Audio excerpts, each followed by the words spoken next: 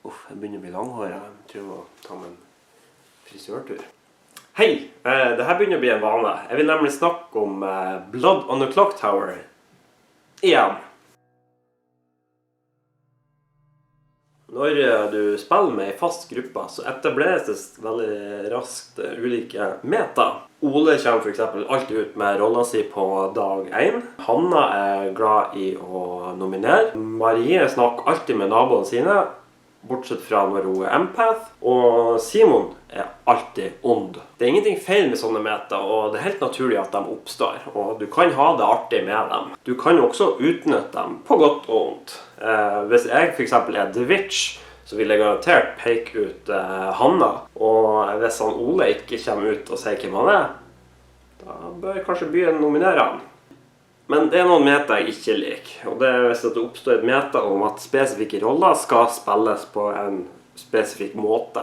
Det er for eksempel ikke noe artig å være The Artist hvis gruppa mener at The Artist alltid skal gjøre en Warthog-sjekk. Det vil si at de går til storytelleren og spør, er jeg The Artist?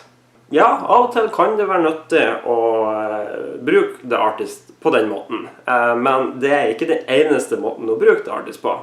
Det er så mange andre veldig nyttige og interessante spørsmål du kan stille som The Artist. Og siden svaret er binært, ja eller nei, så kan du veldig enkelt snu informasjon hvis det viser at den informasjonen du har fått er feil. Et annet sånn her meta er at The Recluse alltid skal stå frem som The Recluse. Ja, det er absolutt nyttig å kjenne til at en recluse er i byen. Det gjør at eventuelle onde pinger du har mot dem er avklart, og du får også vite at det er en outsider i spill. Og det er veldig nyttig å kjenne til. Men et sånt meta kan lett bli misbrukt. Hvis det er vanlig at en recluse stiller seg opp på torget og skriker ut «Jeg er The Recluse!» og alle tror på dem, så er det jo kjempelett for jeg, som alltid er ond tydeligvis, og snike meg inn og bare bløff som The Recluse. Så pass dere for sånne meta. Rollene i Blood on the Clock Tower er ganske balansert, som jeg har vært inne på tidligere. Så du kan alltid finne argumenter for å spille dem på den måten eller på den måten. Det er opp til deg hvordan du vil spille dem. Spill rollene akkurat sånn som du selv har lyst. Så lenge det ikke bryter med regelteksten, så er det ingen måte som er rett eller feil. Og det er sånn vi liker det. Så ser du at det har oppstått et meta i gruppa di, utnytt det. Få det inn i strategien din, eller prøv å bryte opp. I dette spillet så er det nemlig bra å være tverr. Gå imot meta, og gjør uventet ting. Det kan føre til mye artig.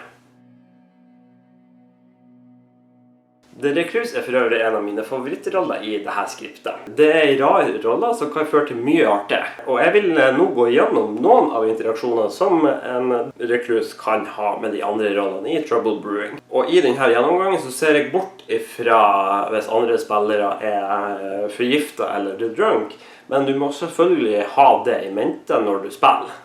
Washerwoman. En washerwoman kan ikke se The Recluse, fordi en recluse er en outsider. Men du kan inngå i paret som en washerwoman ser. Og det er i så fall litt interessant. For du vet at du er en outsider, så det vil jo da gi en garanti for at den andre personen i dette paret er den rollen som washerwoman faktisk så.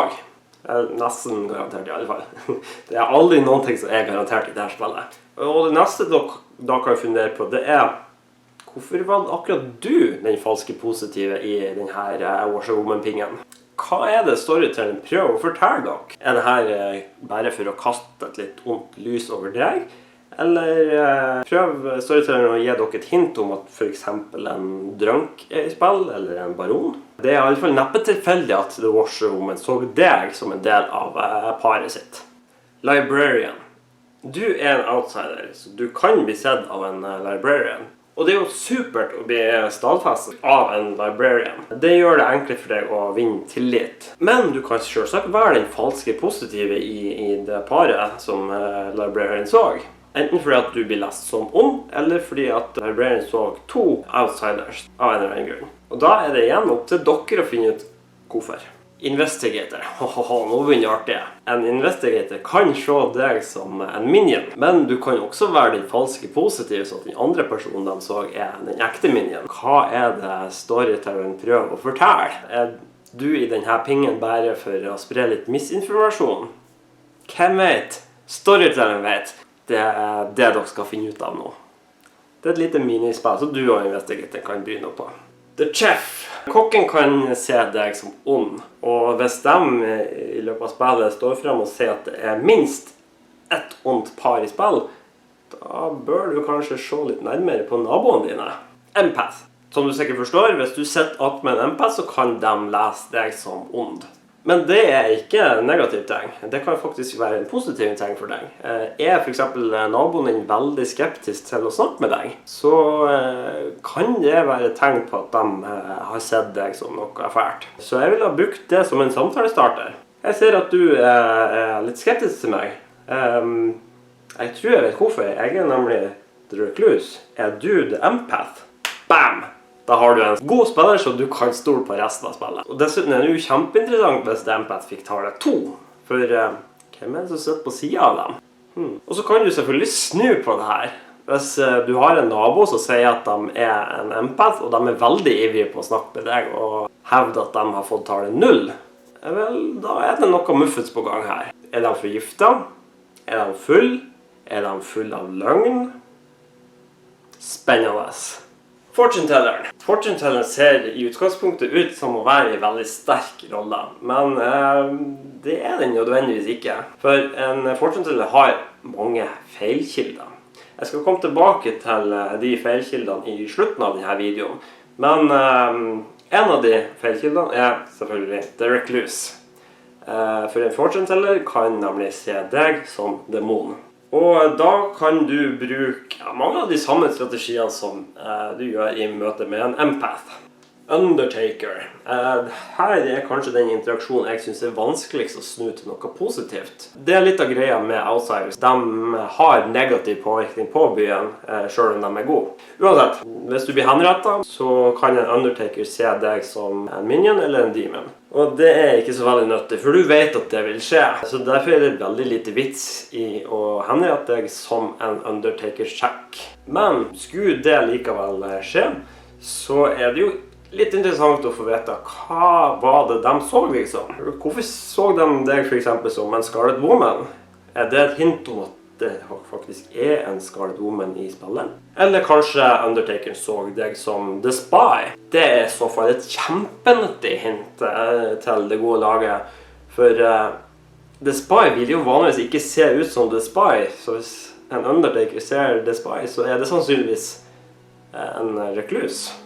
Og ser de den ekte rollen din, ser de deg som The Recluse, så kan jo det være et hint om at det går litt dårlig for det her gode laget, at de må begynne å stole på hverandre nå. Så det en måte storytelleren kan hjelpe det gode laget på hvis det går litt dårlig. Når jeg tenker meg om, så det faktisk ikke et annet tilfelle som kan ha skjedd med akkurat det her siste, men det kommer jeg tilbake til. Monk, Virgin, Soldier, Mayor roller som ikke har noen direkte interaksjon med kreftene til The Recluse. The Monk kan selvfølgelig beskytte deg om natta, og hvis The Monk går til angrep på The Mayor, så kan angrepet sprette over på deg. Akkurat sånn som det vanlig med alle andre spillere i spillet. Du kan ikke trigge The Virgin, du en outsider, så det går ikke. Og The Soldier selvfølgelig kun demon som kan interagere med. Ravenkeeper, som I entall. De opptrapper bare på en ravn. Anyway, hvis en Ravenkeeper peker på deg om natta, så kan de se deg som demon eller en minion. Igjen, en interaksjon som litt vanskelig å snu til noe positivt. Så jeg vil egentlig bruke mange av de samme strategiene som en Undertaker i det her møtet. Det beste å prøve å finne Ravenkeeperen mens dere ennå I livet, og overbevise dem om å ikke peke på deg. The Slayer. Den her artig. The Slayer kan når som helst reise opp og peke på deg, og du faller død om. Deres krefter virker mot demon. Du kan se ut som en demon, og du dør. Men spillet går selvfølgelig videre, for du var jo ikke den ekte demon. På den offisielle viken til Blood on the Clock Tower så står det at det her noe som du som Recluse må prøve å unngå? Tja, sier jeg. Det er rett at det gode laget da mest en mulighet til å bruke slayeren mot den ekte demonen. Men dere har fått nyttig informasjon, for dere vet med 100% sikkerhet at slayeren er en slayer. Så dermed så går det an å stole blindt på den spilleren nesten. Nesten. Det er selvfølgelig litt mer vrient å stole på deg, siden du kunne jo vært en demon med en Scarlet Woman. Men det gode laget har minst én god spiller de kan stole på. 100%, 99%. Og hvis det her hadde skjedd når det var 4 spillere igjen, så er det enda mer nyttig. For da vet dere med 100% sikkerhet at du ikke var en demon som hoppet til en Scarlet Woman. Og dermed så må både du og Slayeren være gode. 2 bekreftet gode spillere. Fantastisk! Og som en ekstra bonus, nå, du er død, så det er bare 3 igjen, og det ene er Slayer. Demonen må være blant de 2 andre spillerne. Det er spicy. Outsiders, Butler, Drunk og Saint. De har egentlig ikke noe interaksjon med deg, annet enn at dere er av samme rolletype. Men det er nødvendig å vite hvor mange av dere det finnes, for du vet at du er 1. Det er viktig informasjon. Går ikke tallet med outsiders opp, så kan det være fordi at det er en baron i spill, eller så kan det være fordi at en av landsbyboerne er The Drunk. Til nå i gjennomgangen så har jeg sett på interaksjoner som skjer på grunn av kreftene til spesifikke roller, men The Recluse er så rar at den interagerer også med rolletyper. Mer spesifikt, de onde rolletypene. Mange av de rareste interaksjonene til Recluse skjer i møte med de onde. Og den første av de interaksjonene kan faktisk skje allerede helt i starten av første natt. For det første som skjer er at minions og demons lærer om hverandre. Og en Recluse kan jo leses som en minion eller en demon.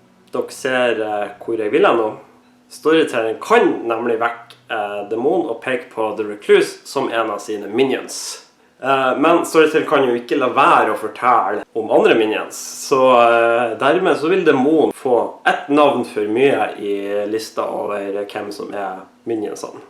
Og det samme kan skje når minions skal lære hvem demon er. The Recluse kan jo leses som en demon, så Storytell kan vekke en minion og peke både på den ekte demon og på deg som demon.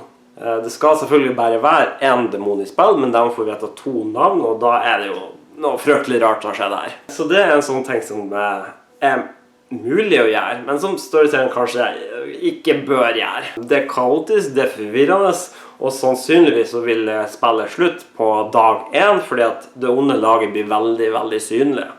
Men interaksjonen til The Recluse med de onde slutter ikke der. Den kan jo også gå direkte på de ulike rollene. The Poisoner. Blir du forgiftet av The Recluse, så slutter kreftene dine å funke. Og kreftene dine er at du kan se slem ut. Så når du blir forgiftet, så ser du ikke slem ut lenger.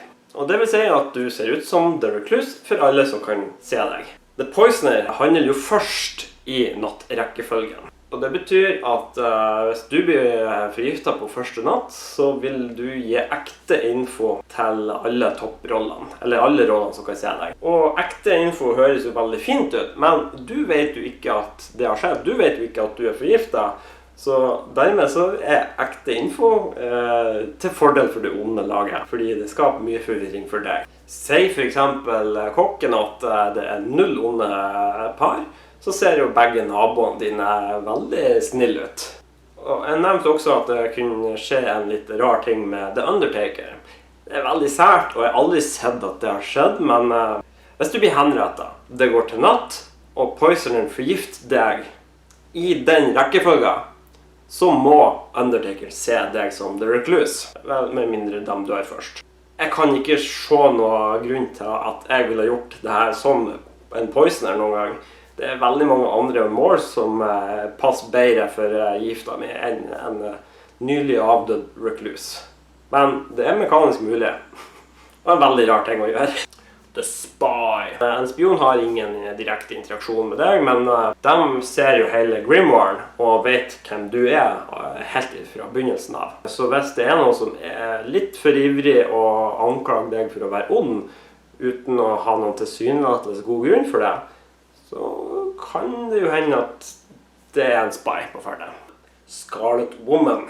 Jeg vet ikke om jeg bør si denne interaksjonen, for den er veldig rar og veldig ubalansert. Jeg vil derfor starte med å anbefale på det sterkeste at en story til aldri gjør det her. Kreftene til Scarlet Woman slår inn hvis det er minst 5 i livet, og demon dør. Og en recluse kan jo leses som demon. Så hvis du dør, så kan Scarlet Woman bli til en ny demon, selv om den ordentlige demon fremdeles er i livet. Dette er så slemt mot det gode laget. Nå er det 2 demoner som fer rundt og dreper om natta, og begge må bli tatt livet av for at spillet blir over. Så det er mekanisk mulig, men absolutt ikke anbefalt. Aldri gjør det her. Baron og The Recluse har en interaksjon, og den skjer allerede før spillet start. En baron legger til 2 outsiders. Du kan være en av dem, enkelt og greit. Imp. Dette er den saftigste, rareste, artigste interaksjonen i hele skriptet. Hvis en imp går til angrep på seg selv om dette, så vil demon hoppe til en minion. Du kan bli lest som en minion. Det vil si at du kan bli din nye demon. Ja, nemlig. Dritartig. Men det er viktig å forstå at kreftene til The Imp ikke ender på alignment, bare rollen. En god recluse vil dermed være en god imp. Det er så saftig, det er så godt. Men spillet vil selvfølgelig fortsette så lenge det er en demon i livet, uansett om de er god eller ond. Så det som vanligvis skjer i sånne her tilfeller er at recluse-demonen vil prøve å nominere seg selv og bli henrettet så fort som mulig. Men skulle du overleve henrettelsen og gå til natt, så er du fortsatt nødt til å angripe noen fordi du er en demon. Hvem skal du velge? Du kan jo selvfølgelig prøve å peke på en på det onde laget og håpe at du peker rett. Men det er jo en viss sjanse for at du bommer og treffer en av de som er på ditt lag. Det tryggeste er kanskje å peke på en død spiller og angripe dem. Men det er jo litt kjedelig da. Du vinner jo ikke spillet ved å angripe en som allerede er død.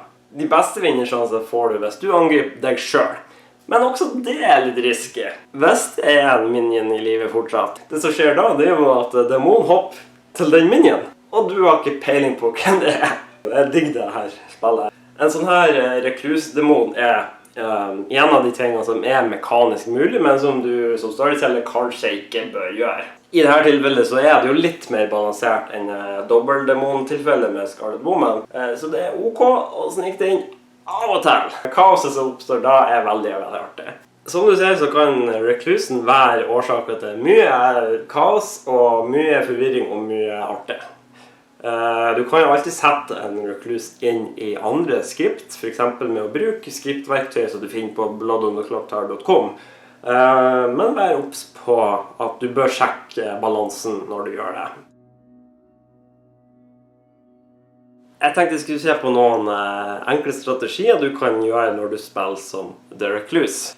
Vær stille, ikke fortell hvem du er til noen. Det gir deg informasjon når du snakker med naboene dine.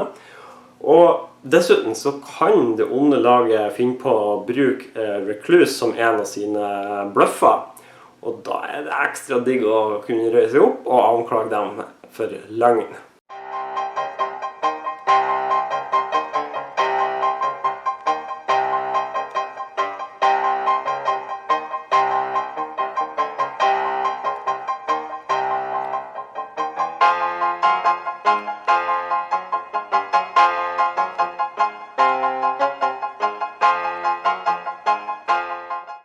Bløff som landsbyboer hindrer at det onde laget gjemmer seg ved å bruke deg. Enten ved å bløffe som deg, eller ved å stille deg i et dårlig lys. Vet de ikke at du er The Recluse, så er det vanskeligere for dem å bruke deg til å spre misinformasjon. Vær lokkemat for demonen. Hvis demonen dreper deg om natta, så er det veldig bra. For det I natt de ikke drept Empathen på. Eller Undertakeren. Eller andre roller som nyttig senere.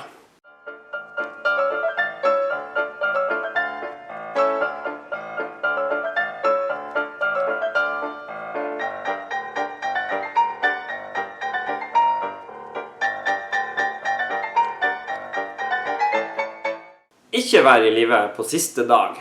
Du The Recluse. Det vil være onde pinger mot deg, så du vil se litt sketchy ut. Og det kanskje nok til at du splitter stemmene.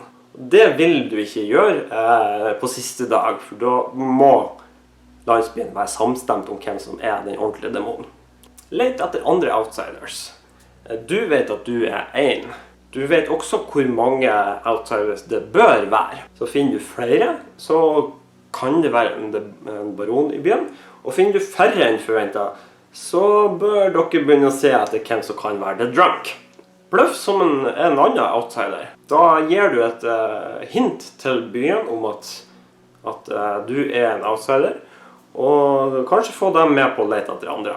Kom ut så tidlig som mulig som The Recluse. Hvis at du tror at strategien over ikke funker, så stå frem og hjelp til å rydde inn informasjon til laget ditt. Det vil hjelpe munken, Ravenkeeperen og andre til å ikke kaste bort kreftene sine på deg. Og det vil også hjelpe byen å forstå at du ikke en egnet mål for en Undertaker-sjekk.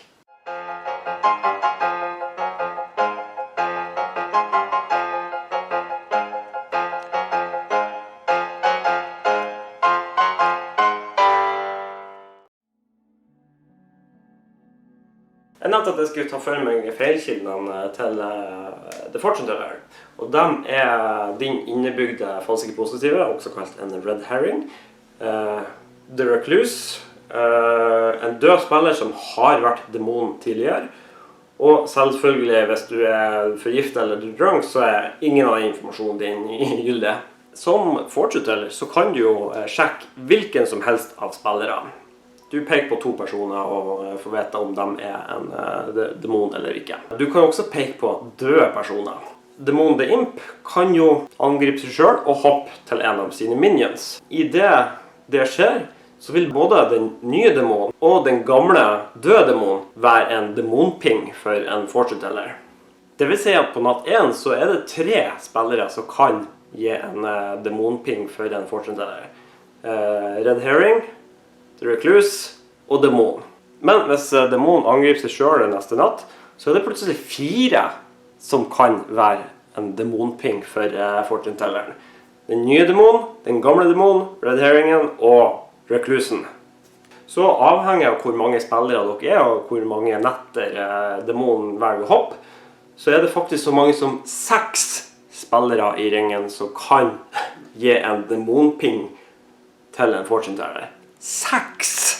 Og det uten å være forgiftet. Hvis dere 5 til 8 spillere eller 10 spillere, så over halvparten I ringen en potensiell demon for en fortune teller. Fortune telleren en nyttig rolle, så absolutt. Men med litt færre spillere, så det litt unøyaktig, vil jeg påstå. Når du vet at så mange som 6 spillere I ringen kan gi deg en ping, hva slags strategi vil du gå for da? Vil du prøve å finne demon? Eller vil du prøve å finne folk som ikke demon? Det I alle fall det alle fortune-tellerne I Blood on the Clock Tower må bryne seg litt på. Men nå skal ikke jeg prate mer I dag. Kommer kanskje tilbake med mer en annen gang.